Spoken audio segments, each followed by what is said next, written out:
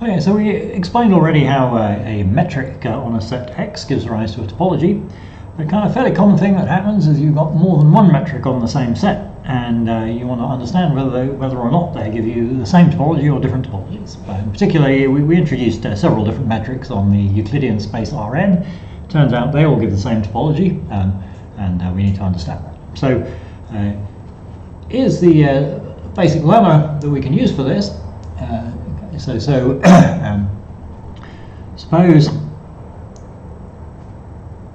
we have a set X and two different metrics,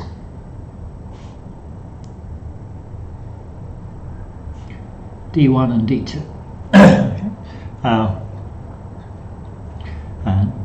Suppose that these are kind of the same up to a constant in the following sense.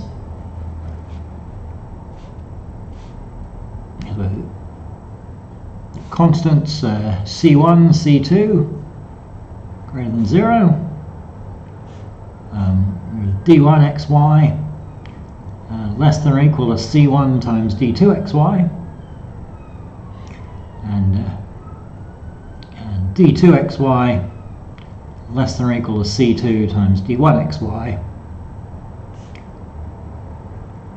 for all x and y and x. So claim these give rise to the same topology.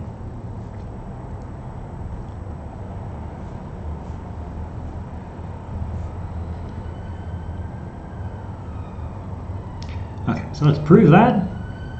Okay.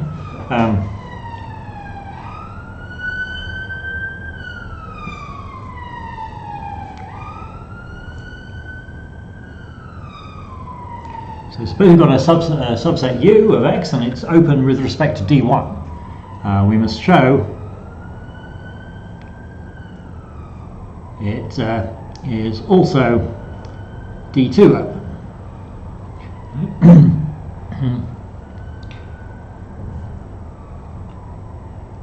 So suppose that A is in U. Okay, so that means we must find some radius R2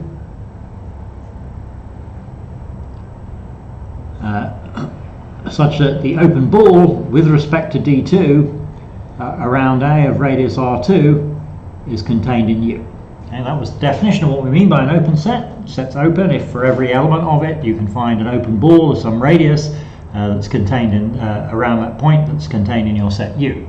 And here, we're wanting to prove that it's open in the topology with respect to D2, so we have to think about this sort of using the ball defined with respect to D2. Okay? So it's given that U is D1 open.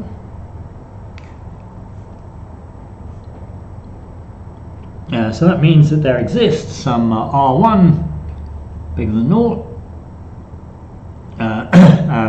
with the open ball with respect to D1 around A of radius R1 contained in U.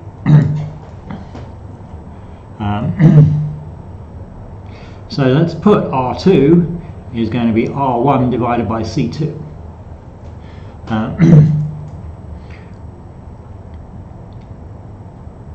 Now suppose that X lies in the open ball defined with respect to D2 around A of radius R2.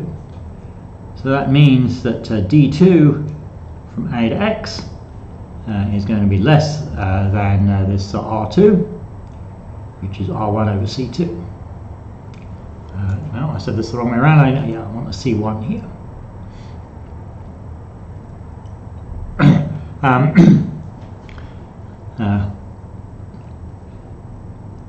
So then we find that D1 AX, well, we know that that's less than or equal to C1 times D2 AX, which is C1 times R1, and that is less than C1 times R1 over C1, because we know that the D2 is less than R1 over C1, which is equal to R1, and that means that X lies in the open ball defined using D1 around A of radius R1, And this, by assumption, and we made this assumption here, is contained in U.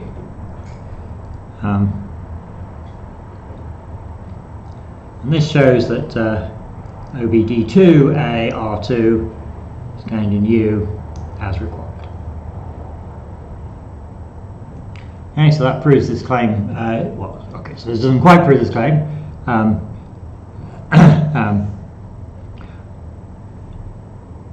We also need to show converse, that if U is D2 open, then it is also D1 open. And the proof is the same, and kind of just with D1 and D2 swapped. Okay, so that proves that we've actually got the same topology arising from D1 as we get from D2.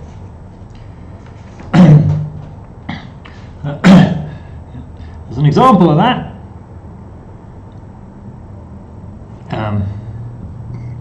on Rn, we had metrics D1, D2, D infinity.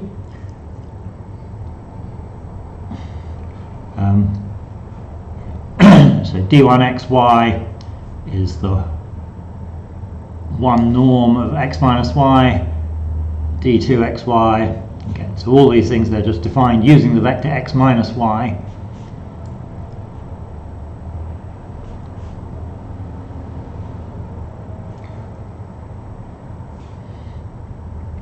And the one norm is sum of the absolute values of the coordinates. The two norm,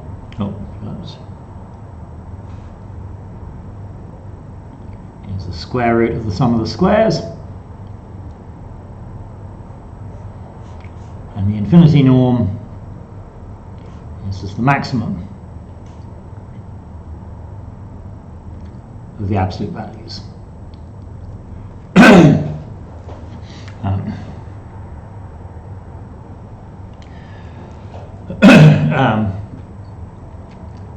Okay, and so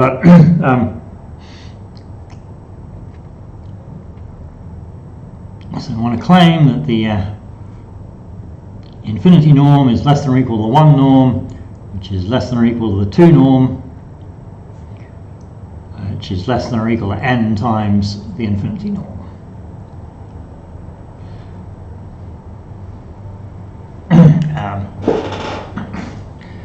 Okay, so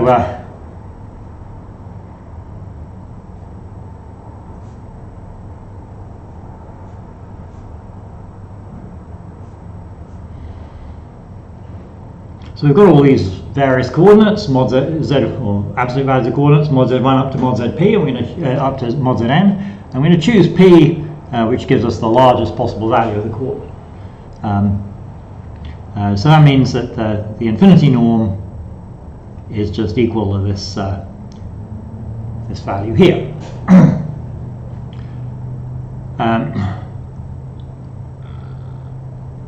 So then, if you look at the one norm, okay, so that's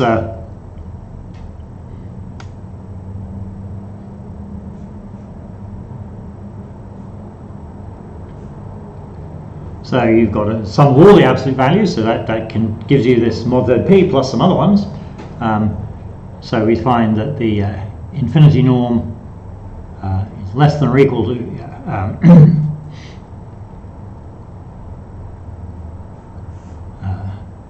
infinity norm is less than or equal to the one norm.